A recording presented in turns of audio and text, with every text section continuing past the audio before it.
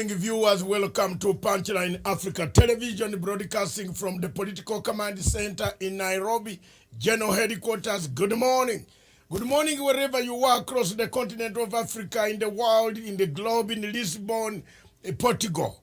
Good morning, Your Excellency President Uhuru Kenyatta, the champion of climate change. Ecosystems, keep them, keep going, Mr. President. You've done the world a favor. The legacy, one of the legacies is that if we have oceans, the temperatures rising, mudslides, the cold. Today in Nairobi and the environs, so many people are talking about that it is very cold, but it is you. Somewhere you are cutting trees. Somewhere you are doing something which is not right to the climate. The climate change is going on. The struggle to keep the climate, the levels of temperature, the ozone layer is finished. We have to be careful that one of these days, some of these things could actually boomerang on us, landslides, heavy rains, floods, when they come. Mr. President, thank you very much for this journey to Lisbon to find out another way. Remember, Kenya is on the ocean, near the ocean. And very well, we need to keep this ocean going. You never know. About 30 years ago to 40 years ago, when I visited Mombasa before coming to Kenya, when we were trying to liberate Uganda from the jaws of General Field Marshal Idi Amin, Nairobi, there were lakes along this road. You could see some lakes coming closer to the road. In Mombasa, where they have built hotels, that was the ocean. Can't you be very inquisitive? And as usual, we Africans, we have one problem, including myself. We react. When things are very bad is when we react. When they are good, we don't react. We keep quiet. Today we have a lot of things lined up for you this morning. Newspapers. We are going to look at the newspapers this morning.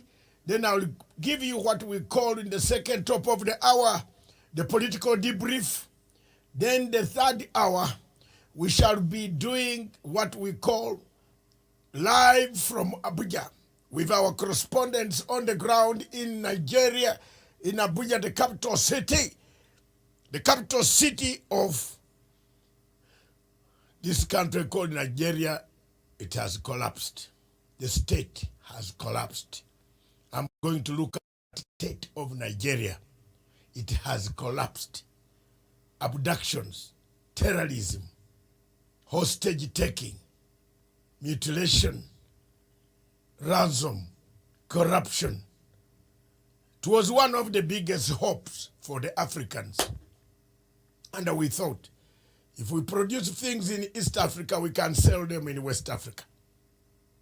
If we produce things in Africa, Southern Africa, we can sell them. Yesterday I was reading an article, and this article was in SADC, Southern Africa. The railway between Botswana, Zimbabwe, and Mozambique. Congratulations, Emerson Mnangagwa, for having signed that agreement. When he signed, there are people here in this world, in Kenya, when President Uhuru Kenyatta made this railway, some of them are making very stupid statements about this railway.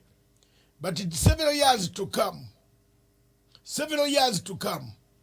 you will see how good this railway is. You will see how tourism will improve.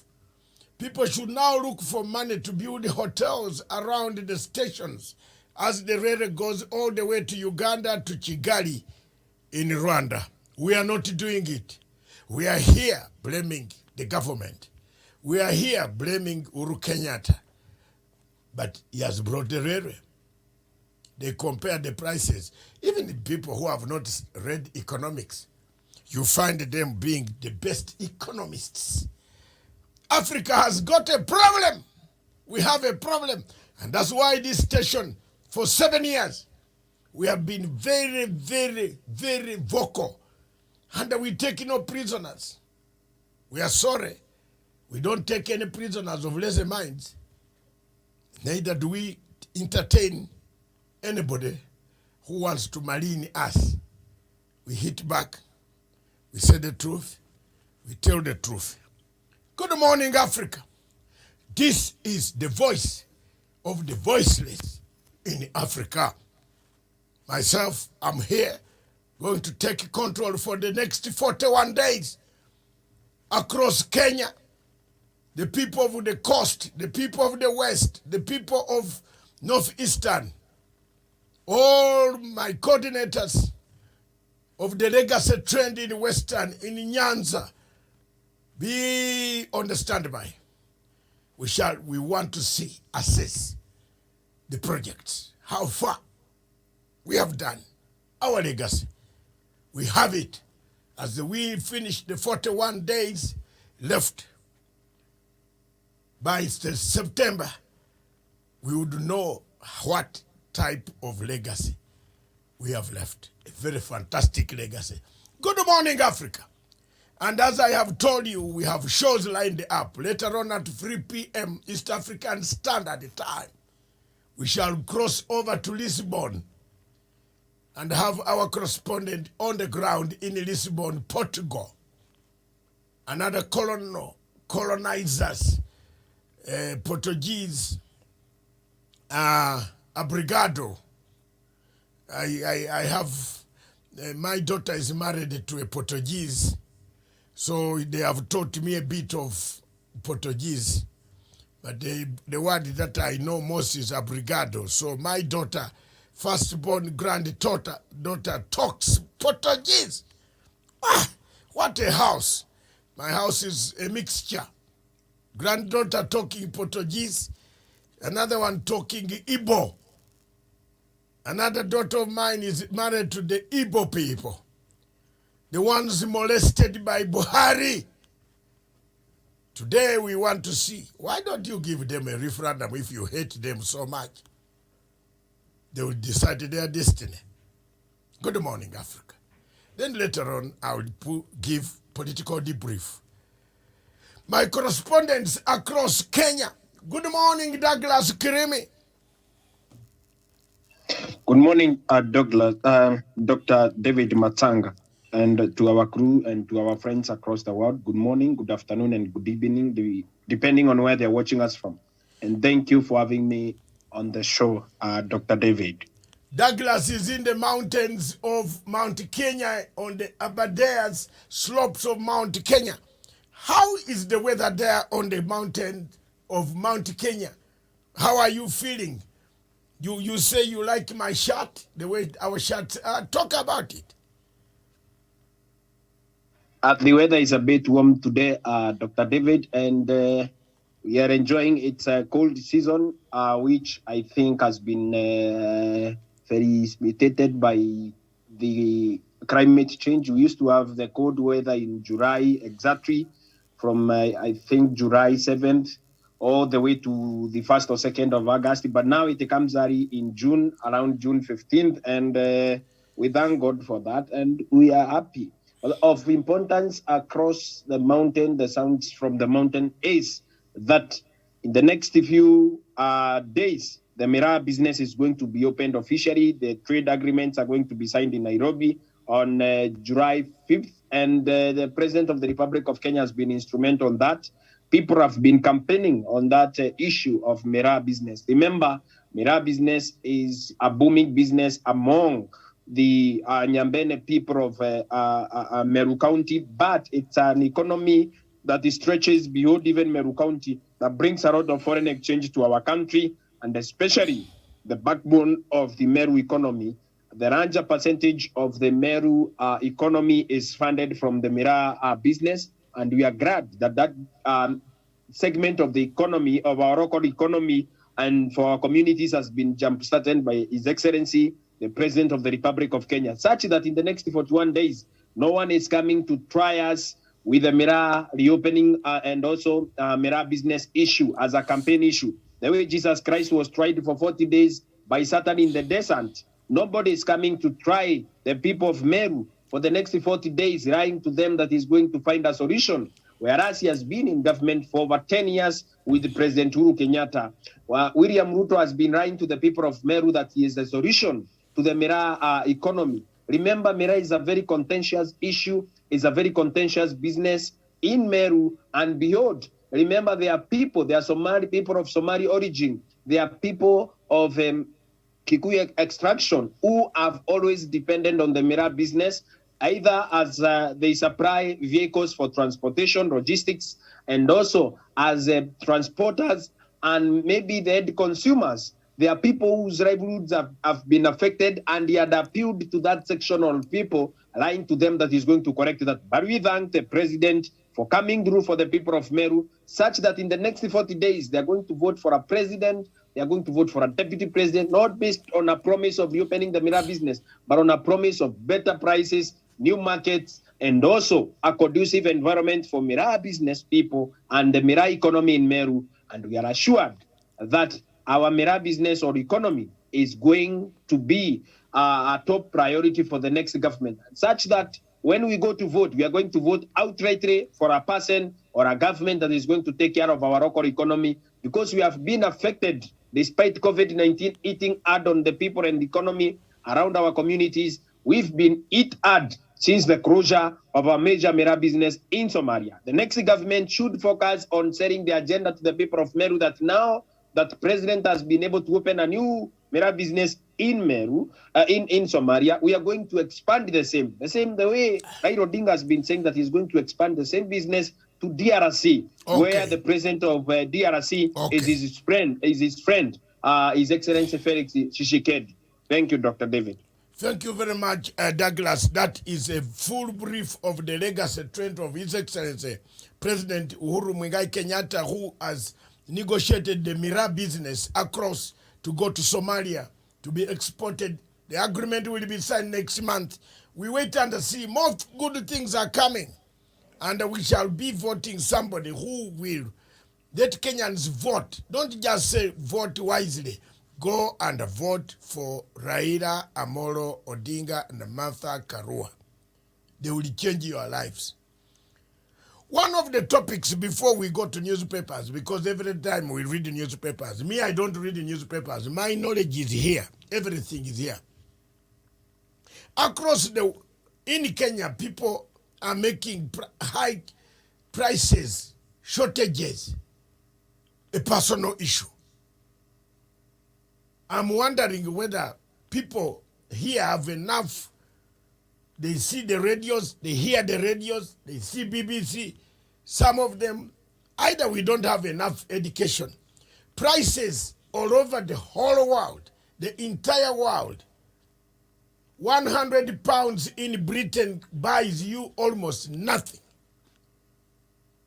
My family, I live there, and I'm suffering on that because we used to go to Tesco, and you can buy 100 pounds in Tesco in the United Kingdom, a full bucket of trolley. But right now, a trolley, 100 pounds, you can't fill even petrol for a normal car. If you drive a Range Rover like some of us do in the United Kingdom, you have to fill with 150 pounds for a full Range Rover now, in order for you to be able to go from London up to Brighton and return, or London up to Birmingham and return, where the Commonwealth Games are going to take place. My brothers from Biafra, our show is coming exactly at 11. We shall be crossing over to Abuja in Nigeria in the court to see the conditions of the court process. For right now, we are going through some of the international news that have been happening and the local news of Kenya that we are doing at the moment. So don't go away. It is coming. It's coming and it will be hot here. We are not friends of Buhari. Neither do we subscribe to Buhari's mechanisms of ruling Nigerians. Nigeria is a collapsed state. Thank you very much. Good morning, Africa. Now, in Kenya, the Standard newspaper publishes exactly what I've been saying. I've been telling people, and I've been analyzing the ICC case. I told you, Paulo Gicheru's case spills a lot of beans for other people. I told you on this program that there are 10 people that the ICC is looking for. And let Kenyans hear me. There are 10 people, including one woman. And that the truth is going to come. One woman for the first time in the history of Kenya. One woman is also among those fingered for having tampered with Article 70, Administration of Justice in the International Criminal Court. Article 70 is simply summarized as follows. If you pick a phone and talk to a protected witness in Kenya, in Zimbabwe, in Nigeria, in Tanzania, in Uganda, and he's protected, and ask him where you are, what are you doing, when are you coming home, you have tampered. You have discovered where that witness is. Doesn't matter whether you give him money, whether you give him food, but you have tampered with him. Therefore, it is the slightest reasonable doubt that should the judge just know that you are telling a lie, that you didn't know all these people. But there is one thing about this Kenyan case, which is this man is a well-trained lawyer. I'm shocked that he carried his telephone, with a laptop, and went with it and handed himself with this to Netherlands police. He gave himself up with documents that were in his phone. The hard disks have revealed contacts were made between him and the Deputy President of the Republic of Kenya, William Ruto. That is hard evidence you can't run away with, because they have come to Safaricom, they have taken the Safaricom, the number, the positioning, the imagery. I'm using good English here, imagery, so that people can know. They think it is a lie. Imagery. They have taken the time you were in one position. So the judge is going to sit down with others, analyze this case. On this date, you are ringing from Lagos, Port Harcourt, near Sheraton Hotel, or Intercontinental Hotel. Your imagery was taken by the telephone. That's what they have done. And I believe me or not, if I were Mr. G, and I repeat, if I were Mr. Paulo Gicheru, before the judge comes to pass a ruling for him to be lenient to me, I would have just said, I'm sorry. I had contact with these people, but this money was not mine. If you want to die like for like people who died for Jesus, it's only one person who died, and God wanted him to die. It was already in the scriptures that he had to die. But there is a time when Jesus reached a point. Douglas screaming, I come to divinity, look at me. There's a time when Jesus reached a point and said, oh, Father, if there is a way you can take away this burden, because the cross was too heavy, and the punishment, the feelings, a human being, the human blood, the spiritual blood, he had reached a point of saying that I can't manage to go on suffering.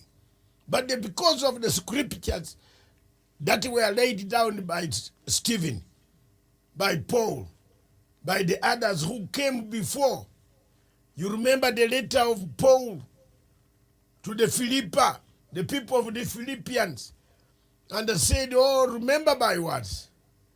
And I've been saying this for a long time, that Kenyans, remember my words. You remember them when I might not be around, but I've been telling Kenyans to clean their mess on the question of ICC and on the question of work envelope.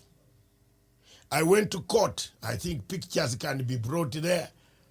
I went to court to seek to remove, to expunge. That's very good English. Expunge, because children of yesterday, of today, who are reading their English, they don't write it. To expunge the report. I wanted the report, a fake report, to be expunged. Expunged. Take it away from the books of the statute of Kenya, from the parliament of Kenya. Declare it null and void, so that nobody in the future will hang on that evidence to bring you chaos. I was called a foreigner, and the people insulted me. Douglas, you were there, you saw. And I said, it will come back. You see, all the wheat, the same.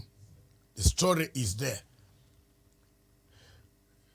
That is the story on the Standard newspaper. Any comment briefly, 1 minute on that one, Douglas? Douglas?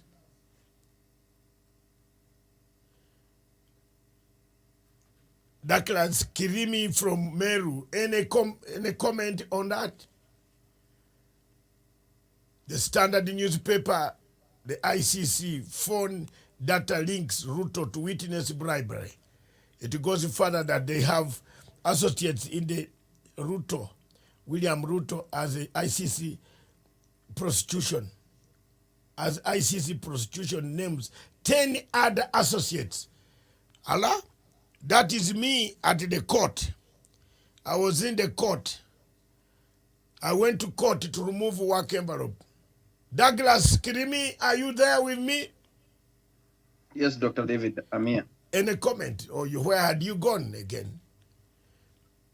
Me, I'm having connection problems, but don't worry. One thing I think it will be okay soon. Yes. One thing I think, Dr. David, we have a problem in this country is that even when you voiced your concerns about removing the work envelope and also making it public for us to know the content of the same, we were not given an opportunity when you went to court for that envelope to be opened. And it is something that the people of Kenya should know, the content of that work envelope, Dr. David, because you had said before, the fake content in that letter may add or may alter the history of our country, or the falsehoods that have been peddled in that work envelope, Dr. David, may contain issues or some segments that may alter the history of our country as we know it, Dr. David. But I believe that you are going to be successful one day, and people of goodwill across the country will join you and also join hands with right-minded people to continue pushing for the same. Because the ICC ghosts could not have been strayed in our country if you had not involved yourself in. There are people who are indicted at ICC that were innocent because the fake court continued to stifle democracy and also the will of the people of Kenya, abusing the court process, and especially here in the country, the people that were pushing for the same were abusing the court process and the judicial process to continue stifling democracy and indicting the wrong people for the problems that were created and perpetrated by some people, Dr. David. I believe that one time, one morning, that the Owaki envelope will be expunged, and we shall know the content of that letter that may be altered the course of history for our country, Dr. David. And we shall be able to correct that and be able to move on and also now forge a new relationship for our own country, forge a new path to true development, economic liberation, and the socialization of our people, and the true integration of the Kenyan society as we know it today, Dr. David. Thank you. Thank you very much.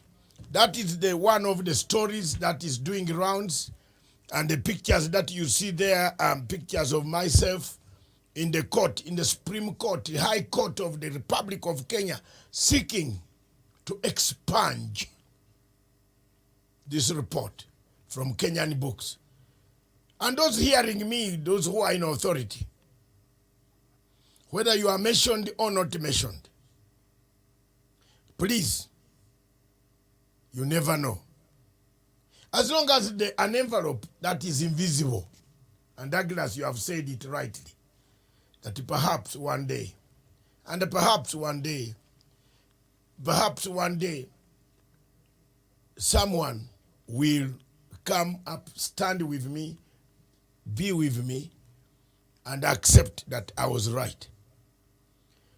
I have known the International Criminal Court since 1998. I was in Rome during the formation of the International Criminal Court. At that time, why did I join those who formed the ICC? It's because I thought it could catch some bad people who had trampled on our human rights record from my country where I come from. That's why I was very happy. But later on, International Criminal Court in 2002, when it was officially ratified by states, it became a conduit organization that enslaves, that reminds us Africans of being shipped, put on the plane. And I want to talk, as I talk about African being shipped, I want to condemn Morocco.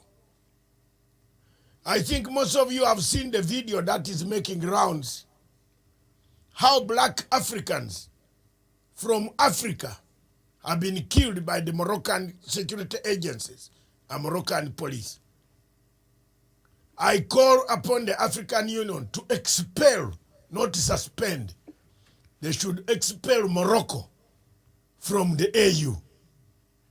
We don't need Morocco to kill Nigerians, Burkina Faso, Ghanaians, South Sudanese, Eritreans, Sudanese, those who, Gambians, they were killed.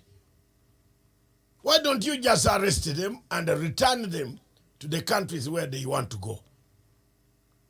If this is what we have, the new Africa, the new workman, the new front, the new proxy person, a new proxy country called Morocco on the continent of Africa, killing Africans, police brutally killing Africans, stepping on them as if they were bags. Morocco should be ashamed. The ambassador of Morocco in these countries, in all African countries, all the ambassadors should be summoned. And we are going to wage that war of summoning, calling on governments in Africa. I will issue a statement tomorrow morning as Pan-African Forum to ask all governments to summon Moroccan ambassadors.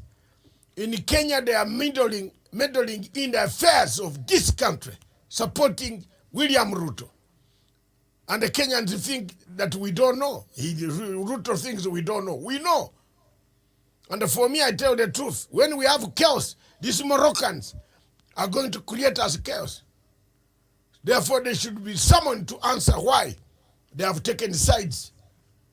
At least I'm an East African, I'm near, and I can support any candidate. And I have refugees who are in my home.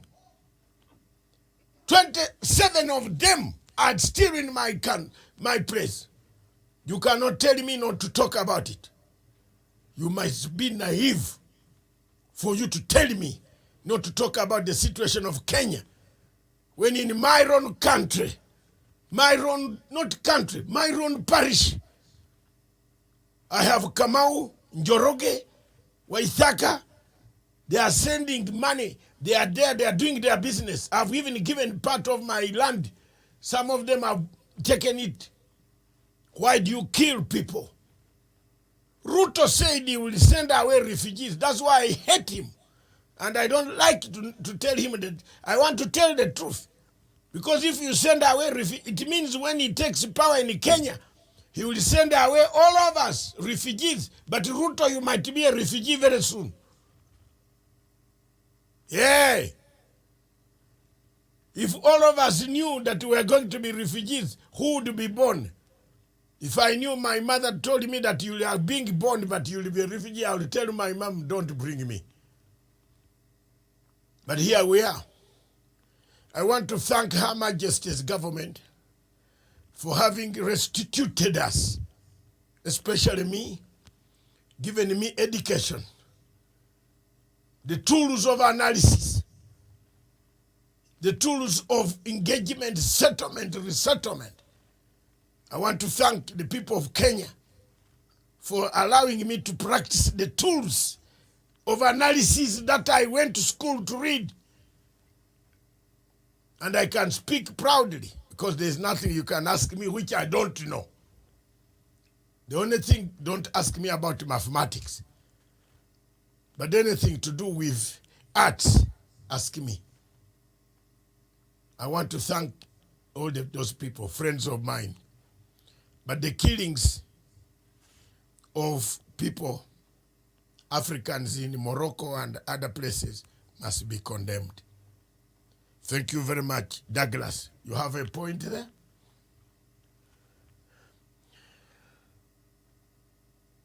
Is that Douglas? Thank you, Dr. David. Is it Douglas or somebody else? I have a problem, Dr. David, with the ICC, yes, the way it is today. But I have said before, in as much as I have my own reservations about ICC and all that, if, for example, over 8 people now have been included in the Geshero case and William Ruto has been directly linked by the court, phone data links William Ruto to that case. William Ruto interfered with witnesses, killed witnesses against him, who are to give evidence of his involvement in displacement and the killing, displacement of humanity and killing of people and all the charges that were labeled against him at the ICC. It is about time we stopped William Ruto from running for president in the next 40 days and handed him to ICC so that maybe he can be charged so that he can get closure of the people that he killed. Misha Kiebeis of this world have been killed. Witnesses have been killed. Lawyers have been killed. Police officers have been killed to make one man innocent and to make one man's case to collapse. But God is good now that we can be able to jail William Ruto and get closure, even as we deal on how to get out of ICC. President Uhuru Kenyatta gave over $100 million, over $1 million for us to be able to establish the African Court of Justice, like the ICC, where we can be able to be tried on our own soil as the African people. I don't know the progress of the same, but he gave that money. That money will now go into building of our own court or establishment of our own court in the African soil. But before we do that, the people that were killed, like Misha Kiebei, witnesses that have been tampered with, witnesses that were called to recount their evidence, and also be able to now accept the bribes and all that, William Ruto should be able to face justice like any other. William Ruto is not a demigod. William Ruto is not above the law. And the ICC should come now into and facilitate this process. Maybe release a warrant of arrest and arrest him. I know you hate ICC. I know you don't want William Ruto to be jailed. But Dr. David, there are people who are killed. He has blood in his hands. It's about time these people received justice. For the family of Misha Kiebei, his wife and children and relatives and father and mother to receive justice and find closure over the death of their child and their father and their brother and their cousin and their uncle and their relative, we need to be able to bring the perpetrators of this evil, heinous acts into account. if we do not bring William Ruto to account for his involvement in tampering of witnesses, procuring fake witnesses, and all that, and making the case corrupt, how do we then address the issue of injustices against the people of Africa? How do we address the issues of crimes against humanity across the world? Today, this morning, international newspapers have highlighted a case where Russia has been able to bomb has been able to bomb a shopping mall in central Ukraine. And now they are calling it crimes against humanity. If now you are talking about Russia, our issues happened in 2008, between 2008 and when the case of William Ruto collapsed. Why don't you bring William Ruto, Pogechero to book and they jail them? Even if it is 3 years, 20 years, 10 years, they can get closure, come to our country, apologize to the people of Kenya, maybe run for president. If we are so magnanimous enough, we can elect him as a president, but as a former jailbird or a former man who has been a former jailed vice president who killed the people of Kenya and went ahead to kill witnesses and do a manner of evil things, Dr. David Masanga, to our people. We need to be able to get closure. Like myself, I believe William Ruto is a killer. ICC believes the same. He should be in jail, Dr. David.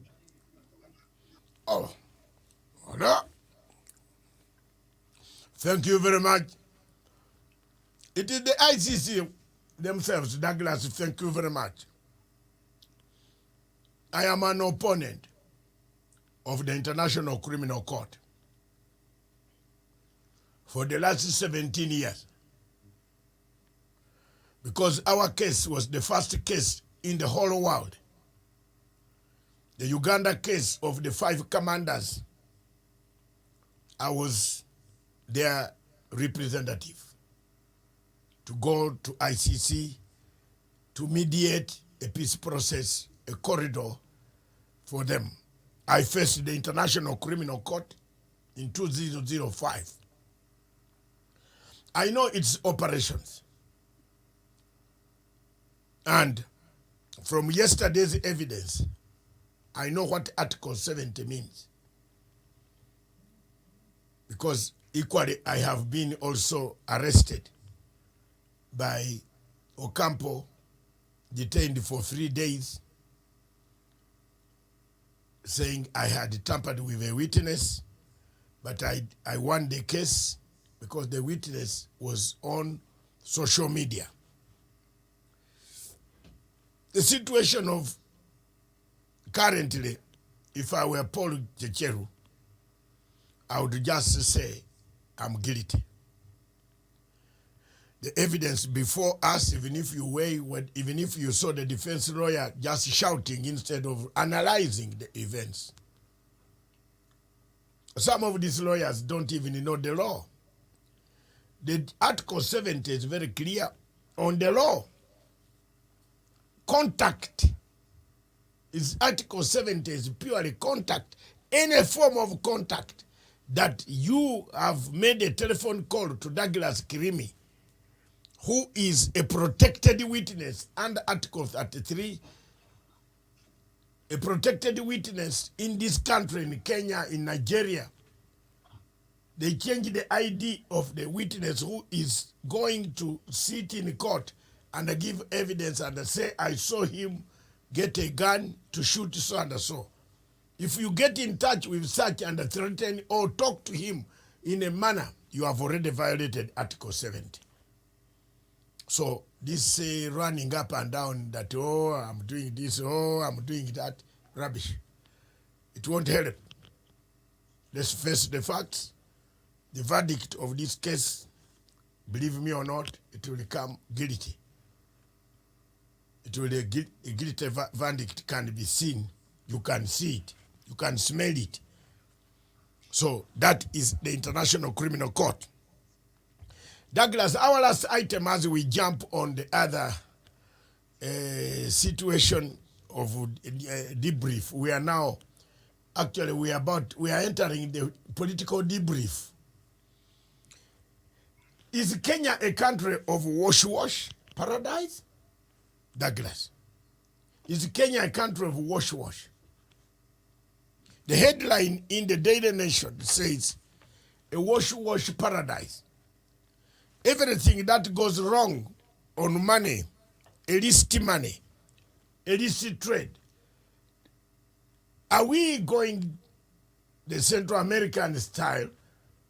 Are we becoming a Colombia where everything goes through? Are we becoming transit centers?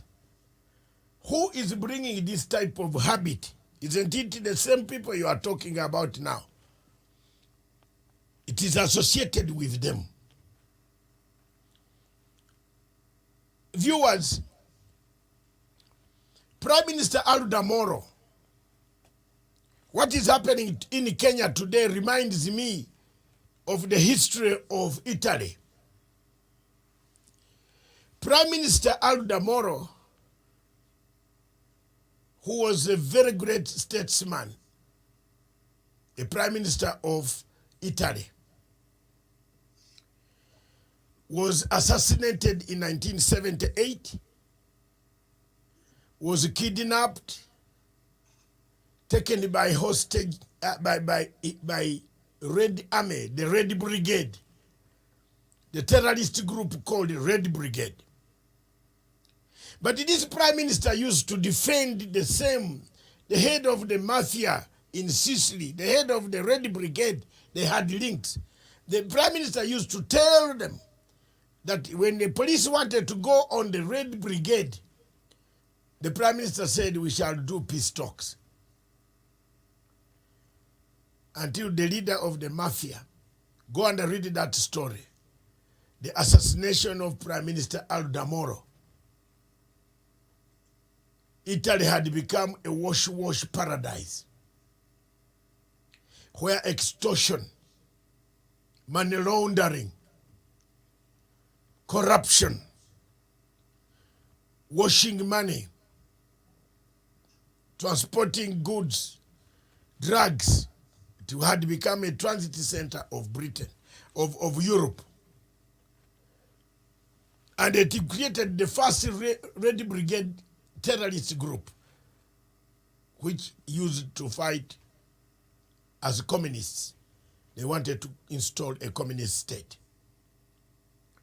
Are we going that direction? Because it looks like people under Ruto, if we give Ruto the presidency, the business entities in this country will go down. He will kill them because there will be a lot of wash money on the streets of Nairobi that investors will shun us and they will not come here, but they will go to Tanzania and elsewhere. So vote wisely. That is all I can say. Douglas, you have any word? Dr. David, the economy in our country has been turned to a bandit economy by the same people that we expect to safeguard the interest of our people and also the welfare and public good of our nation. William Ruto, the Deputy President of the Republic of Kenya, has been able to coerce around, or criminals and economic bandits have been able to coerce around him. And in every constituency, we have a wash man. We have a fake money, fake currency, and fake gold criminal masquerading as an UDA aspirant and all that. And I think from my perspective and from my thought pattern, it is not good for our country to allow these criminals to coerce around a political party and a political leader receiving protection from the same man who says that he must bring equity to the people of Kenya. He that he comes to equity must come with the clean hands, must come with a clean record. Caesar's wife must be above reproach. William Ruto is not above reproach. His associates are not above reproach. The people that are surrounding William Ruto are criminals and people that are supposed to be jailed and people who are not supposed to taste the freedom in this country. But they are going to taste more freedom and more power to root our public coffers as members of parliament, as MCA senators and governors across the nation, Dr. David. I believe from my perspective and from my experience with these criminals, when they are going to get into parliament and county assemblies, they are going to run rock, Dr. David. Even the man himself running for president in this country is a man whose offices have been beleaguered with a lot of corruption and scandals. Remember the arms deal, the fake arms deal in the country that was said to be a true arms deal that he was crossing with some foreigners. Remember the Aurora and Kimorel dams scandal. These people have been able to bring illegal money into the economy, and they have been able to clean millions of dollars into the economy. Remember when he went to Dubai saying that he went for a COVID-19 jab? Instead of getting a COVID-19 jab, Dr. David, we had a presidential candidate and a vice president in the Republic of Kenya meeting a former presidential candidate in Nigeria, and of $100 million was You mean the meeting at Atiku of yes, Nigeria? Atiku. Yes. Can you And bring that picture money of the meeting of Atiku and Ruto? If and you after can that have meeting, Dr. David, is when we had a lot of illegal money getting into the country, and that money was stopped from being pumped into our economy, and William Ruto suffered a blow. But William Ruto has been very cunning. He was the same man who took a Turkish man to Uganda, crying that they are going to construct a COVID-19 vaccine center in a factory in Uganda. This is a man who has brought a Harun Ayadin, a non-terrorist sympathizer and a financier, into our own country as a deputy president. They have turned our economy into a wash-wash economy where you don't have to work. You just need to have a nice suit, nice shoes, nice cologne, and appear in public and cross a deal and mention the name of a deputy president in the Republic of Kenya and get away with it, Dr. David. I'm requesting the people of Kenya, please do not vote for William Ruto to be our president, because this is a man who is going to cooperate with the Atikus of this world who are actually running for president in Nigeria and run our country down to dogs. This is going to be another Venezuela. It's going to be another Bolivia. It's going to be another Colombia. We are going to run our country down because of greed of one man and a circle of criminals masquerading as leaders around him. Please, the people of Kenya, do not vote for these economic bandits in the name of William Ruto, who is going to cooperate with Atiku Abubakar in Nigeria, who is running for president in Nigeria. And Dr. David, before I go, there is Mr. Richard on the chat. Maybe you can hear from him. Yeah, thank you very much. Richard, where is he? Hello, sir. Yeah. Good morning, Richard. Good morning from here. Thank you very much. All the way from, we are coming, but now we have touched Mr. Atiku. Mr. Atiku is also caught up in funny things across the continent. In Dubai, he linked up with the deputy president of Kenya, and there was an investigation by the Interpol about their activities. Now we can see why Biafra cannot get its independence. Is it your view, Richard? You said now you can see why Biafra cannot get their independence. Yeah, yes, because we have very wrong people. First of all, yes. You know, Atiku is a hardcore pro-one Nigerianist. And with him, we cannot get Biafra because they are the unity beggars in Nigeria. But I have a series of questions to ask you.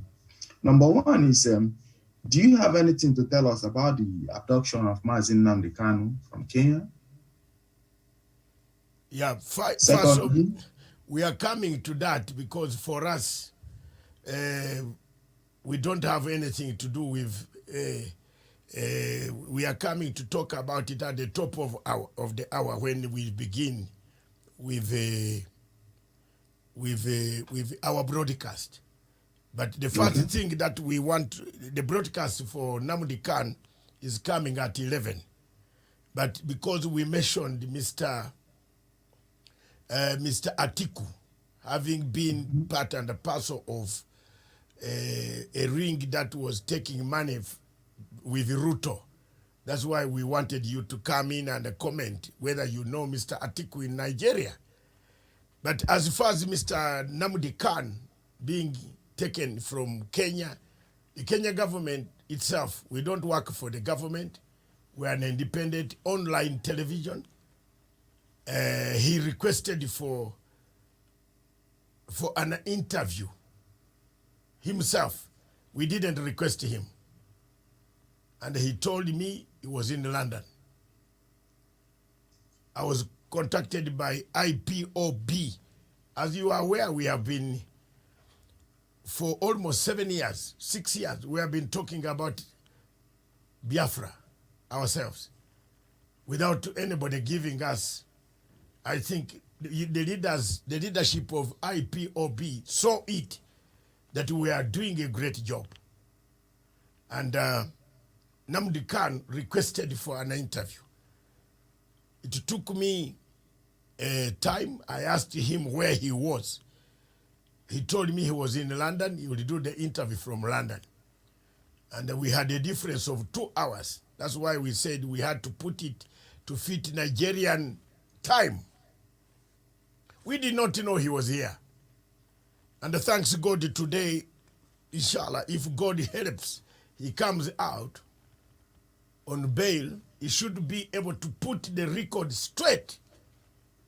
And some of us, we need an apology.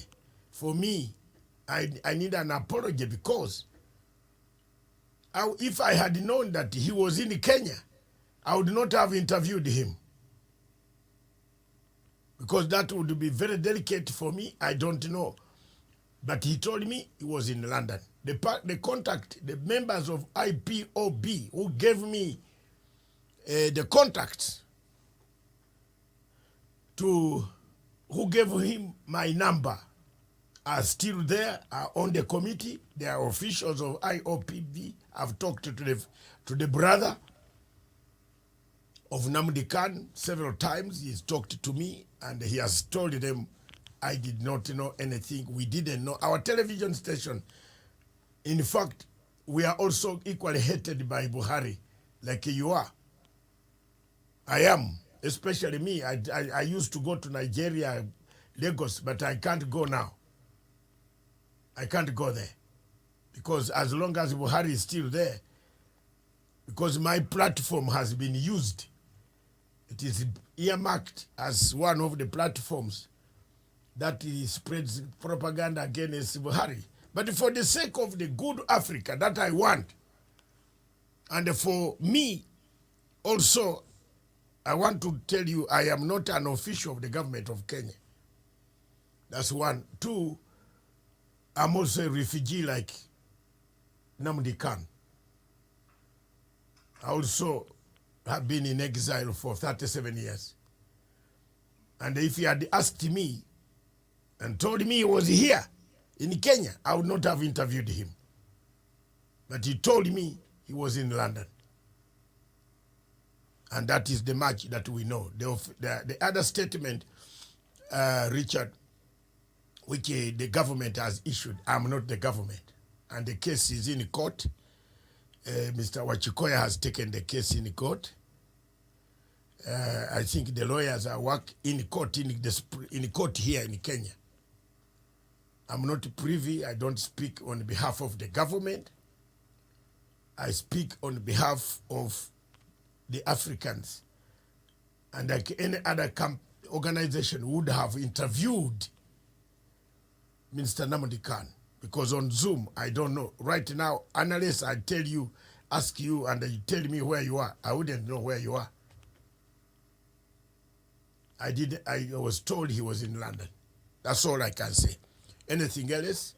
Any other questions?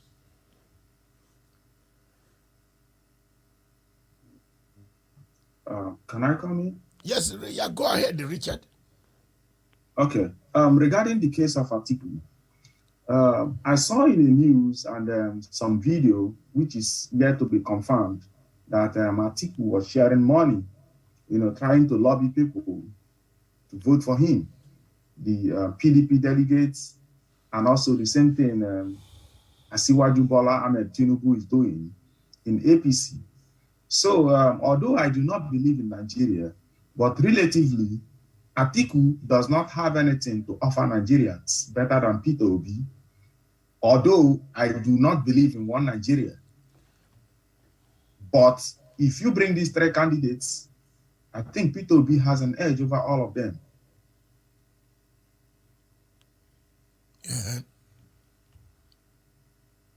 You have muted. You have muted. Can you unmute your phone? Yes. No, I'm not unmuted. You I are can hear finished? myself. Yes. Okay. Thank you. So, Dr. David. yes. I believe what Richard is saying, and also if Atiku could cooperate with William Ruto, our deputy president, to bring down our own economy before he is elected president of Nigeria, a leading presidential candidate or a contender by that time for the ticket of People's Democratic Party, PDP, the same man who wants to become president of Nigeria corrupts the economy of another country with illegal money in Dubai, and Interpol has him on Landa, and our deputy president, he is unfit to run for office in Nigeria. He was the same man the other day who was sharing money in a delegates conference. It was said to be $10,000 for you to vote for him as a delegate, for him to become president of Nigeria. The same thing with Boram and Tinubu, who was doing the same.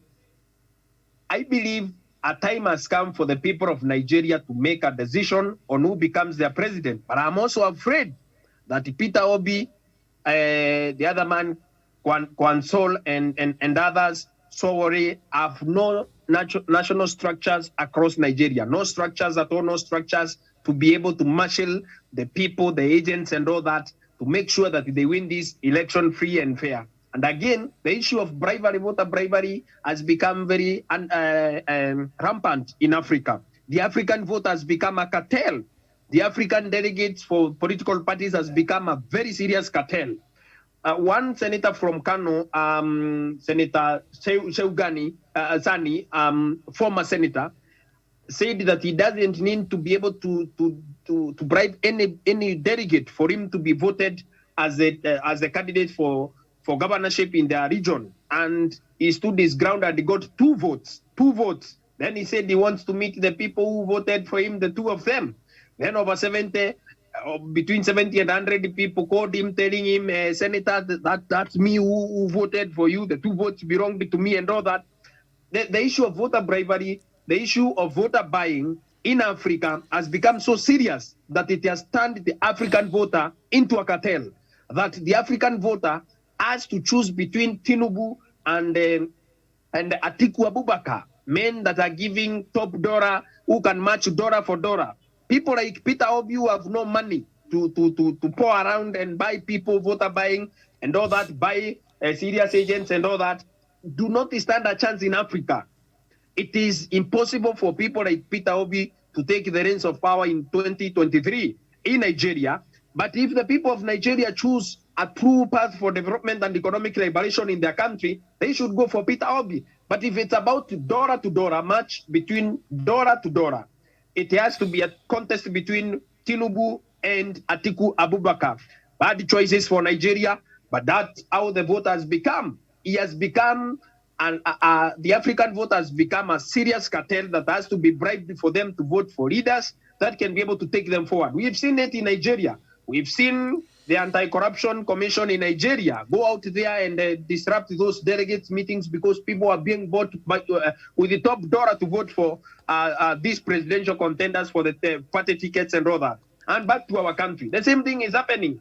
People have to choose that in the next 41 days for our own country to vote for the next president of the Republic of Kenya, members of county assemblies and also National Assembly and Senate and governorship. We have to choose between money. But also, I have a question for our viewers across the world. Those people that receive money when they are bought to vote for particular leaders, have they not democratically chosen to drill the economic liberation of their own country? Have they not chosen to take their country to criminals and economic bandits to ruin their own economy? And people, on the other hand, people that have chosen to vote for integrity, vote for corruption-free country, good economy and all that, Have they not also democratically chosen to do the same for their country? Have they not chosen democratically to do the same? And those receive the money, have they not democratically chosen that they shall receive it? So democracy is not good for Africa. Okay. Dr. David Matanga. Thank you very much, Richard. I don't know where you are tuning from, Richard. Are you still on? Yes, sir. I'm actually tuning from the United States of America. Okay, from the US. I saw this advert on Facebook, and I studied. That's very good. Then, you have done very well. I know you have taken time from your sleep and decided to come in and get the truth. This is the guy. I'm the one who has raised the flag of Biafra. And I will not surrender to anybody. If Buhari is killing people on the tribe, like the way he's doing it, if you look at the embassies, American embassy, anywhere in Nigeria, they have closed the immigration department because so many Nigerians are leaving Nigeria. Biafrans were very many being killed. I have tapes here, videos coming from Onitsha, Enugu, all those tapes from southeastern Nigeria. I have them here. I have evidence. And I know very well. Today, let's pray that Nnamdi Kanu can be given bail conditions and goes home so that he can narrate the story, the truth story. Some of us have been caught up between a hard place and a rock, which we don't know. But the struggle does not go down. The struggle continues. We have to continue to talk about Buhari. Nigeria has collapsed. The state has collapsed. There's a kidnap. In fact, I don't know when you go back from the United States whether you'll find any women left there.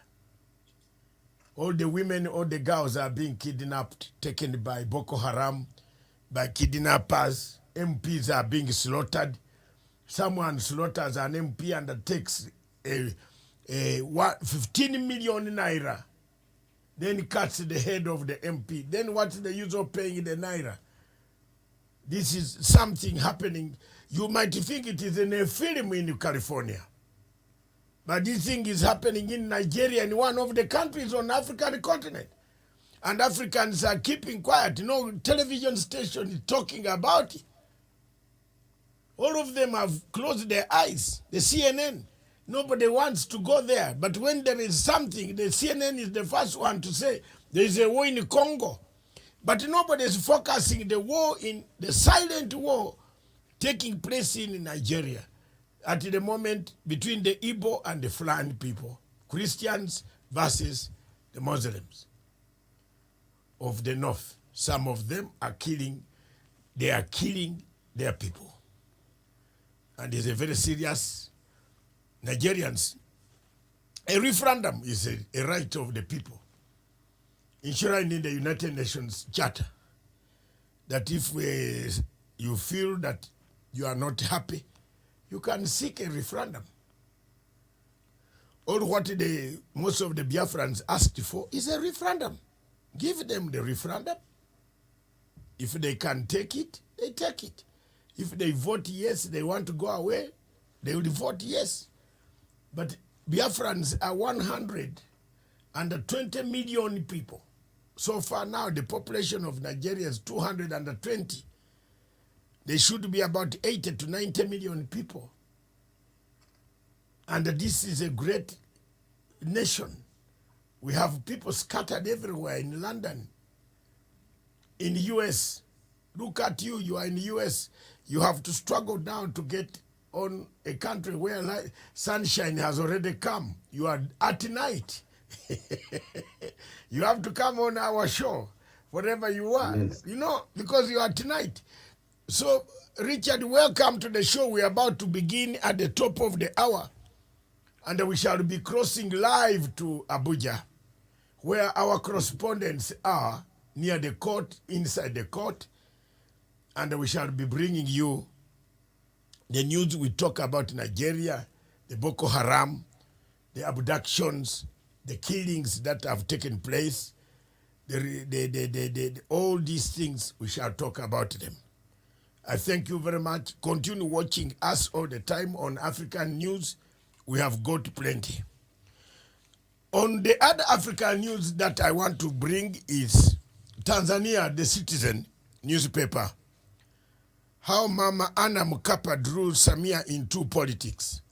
The two ladies have recalled their story of how Mama Ann Mkapa asked Samia Suluhu to come into politics, the current president of Tanzania today.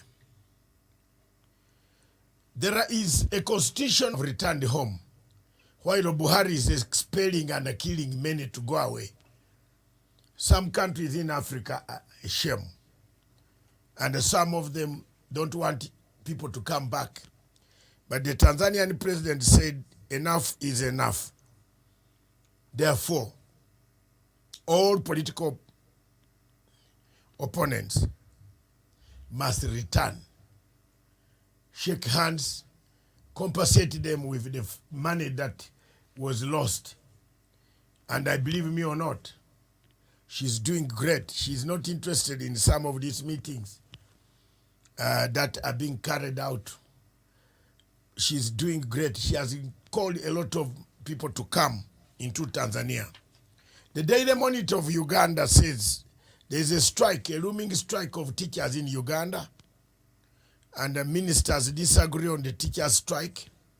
Is because they want to pay science teachers more money than the teachers of arts.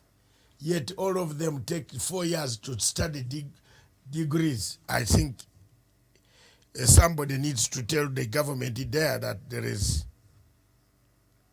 something which is not working. Go to the civil service scales. If you want only to give science teachers something like a handshake, the president can do it. A handshake so that they are encouraged to be innovative. So the union teachers, I think, are not going to give up on that. Kumi Diocese in Uganda is breaking away, and they have an Anglican bishop there.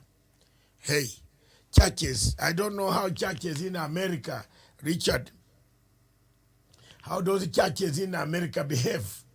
Our churches here have become so commercial. A bishop has got a jet fighter outside. A plane waiting for him. And he's telling the people in the congregation that come and collect the little that will be, God is going to talk to you. Bring more money. Are the churches in America becoming commercial? Richard? No. I can tell you that the judges here in the United States of America are very well bred, and they are corruption-free relatively, and they don't try to commercialize whatever they are doing. And their temple is a temple of justice. That is what I believe. Okay. Thank you very much. Zimbabwe has got a new act of parliament. My God. It is well built. It is going to, they have gone away from the Westminster type of parliament, and they have built a new parliament. That's the Herald newspaper from Zimbabwe. And then the Newsday from Zimbabwe. Zimbabwe now has started to give out currency in dollar. One of the things that I've seen, Zimbabwe was spoiled by the Americans who have put sanctions and the British. But Zimbabwe has been resilient. But the only thing that Zimbabwe can do is holistic approach and a command structure economy. Less than that, I told the president, less than that, you won't get. When we took over power in 1980 in Uganda from Idi Amin, we didn't have even a shilling. But we used what we call command economy structures, where you get the goods as the government, and allow private importation, private investor to bring in as much as they can, sell, but restrict them on license. That before you take another license. So in a nutshell, we traded using a paper. A license was a paper that if you don't show us what you did with the other $1 million, which you took the flowers to America or took the flowers to Europe, we won't give you a license. So people were compelled to buy, and we are telling them, if you go to buy to India, buy salt and sugar. Bring salt, sugar from Brazil. No problem. Don't bring us foreign currency and stash it somewhere in a mattress. We don't need it. So Zimbabwe needs really write another paper to the president there one of these days and tell him all these things to dollarize or what, it doesn't pay. You need a command structure of economy. If you don't have it, you don't have it. Restrict exports. Stop. Anybody taking out flowers must come with a box of matches, must come with salt, must come with fuel, must come with diesel. But people here in Zimbabwe are allowed to banker their money. Once the flowers go, you banker the money abroad. So how will the Zimbabweans get the benefit? It's your family. You go to Marks and Spencer, Walmart, a supermarket, and you buy those good shirts that Richard is wearing there. You know, you have good shirts in Walmart. You buy them, these big ones, and you are not benefiting the economy. You have banked the money and you have made the American economy shine, while yours is not shining. So, Zimbabwe, anybody watching there from Zimbabwe, tell them, change the type of economy. The daily news of Zimbabwe still, jury still out on new government steps to as Mutuli banks on the latest policy measures stabilizing soaring prices. I'm going to do a takeaway on the prices. I can see time is running against me to start. Yeah, I have 10 minutes to start the Nigerian the Nigerian topic, and I'll do a takeaway. I see the Punch, Nigerian newspaper, the Punch. NBA wants ex-CG chief probed. Ariwola sworn in workers demand autonomy. The Punch newspaper who are in Nigeria. The nation of Nigeria says suspected memory disorder forced ex-CJ Tanko to quit. What is Justice Arawola steps in as acting? Yeah, but isn't this the judge in Nigeria who said his papers were eaten by termites? Allah. Yes. The man who, yeah, he said his papers were eaten by termites. Yeah, I want to comment on go ahead. The former point you made about some Kenyans taking their money to bank in foreign countries. Yes. You know, it takes two to tango, and they are not, the foreign countries where those monies being banked are not exonerated, because here in the United States, there's what they call theft by receiving. Because before you bring any amount of money to the United States, they know where this money is coming from, or even if they don't know, they have every right to ask you how you got this money. Now they know you got this money through illegal means, yet they kept it there for you and also use it to grow their economy. So somehow they are indirectly impoverishing Africa. Okay. Thank you very much. Let me do a takeaway on the soaring prices across the globe. Takeaway. This is regarding political debrief.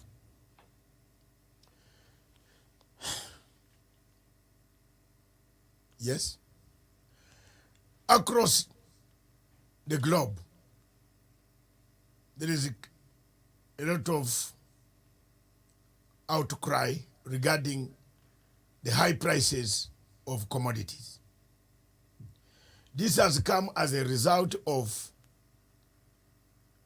the war in Ukraine that has affected quite a number of imports that come into Africa and that go out of Africa.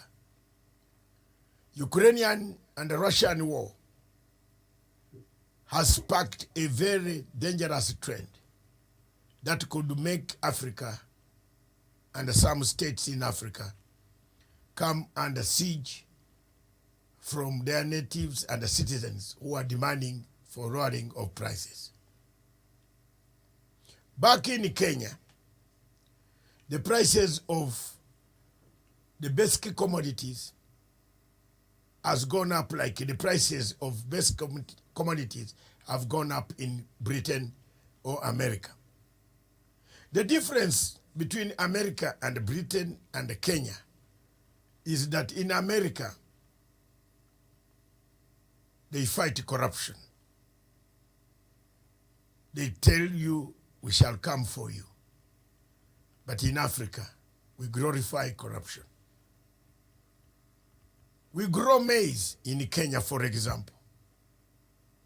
But you can find the price of maize flour hitting at 250 because some maize was left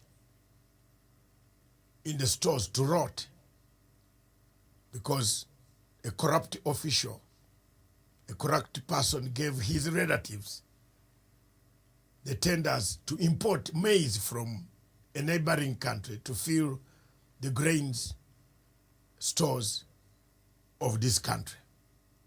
So we didn't preserve any maize. And today the people in Kenya are talking about maize flour. The price is so high, 250. But then they have forgotten that the same man who actually corruptly imported maize all the way from Uganda, of which that maize, some of it became green instead of becoming white, still remains seeking for office. And it is the same gentleman who is in government, who was in government, who should have preserved maize. The prices in Britain have been shielded by the reserves, the maize reserves, the food reserves, the gas reserves, the oil reserves. But the governments in Africa don't plan because of corruption. Governments in Africa plunder instead of preserving. Many countries are watching that if this war goes on, as we have seen the killings that are intensifying, it could take us a year, 2 years, 3 years. Where shall we be? Are we preparing ourselves? The prices will be higher. The prices will go higher than expected. And they expect more and more riots that other countries where hardship will force citizens. I was watching another program this morning where citizens, someone was saying, why are they not going to the streets? To go and do what in the streets? You're going to the streets in Africa does not change the price of fuel, of oil, or grain from Ukraine. It will not bring oil, grain for bread making from Ukraine. After all, Russia has blocked all the routes. Even if the grain is there, it will rot in Ukraine. So for you in Africa to think it is only you and isolated and use this as a political tool to dismember the government that you are in, yet the suffering is for all of us. Everywhere, the price has gone high. This is a clip of the high cost of living prices And I repeat, the clip for high cost of living. It is not our problem. It is the problem of the international dynamics on one hand, and the problem of corrupt cartels that did not preserve the maize flour. For the case of Kenya, it was Dr. William Ruto himself, plus the Minister of Agriculture, who were involved in importation of this maize, which actually killed the local breed. I rest my case. Thank you. All right. You got it?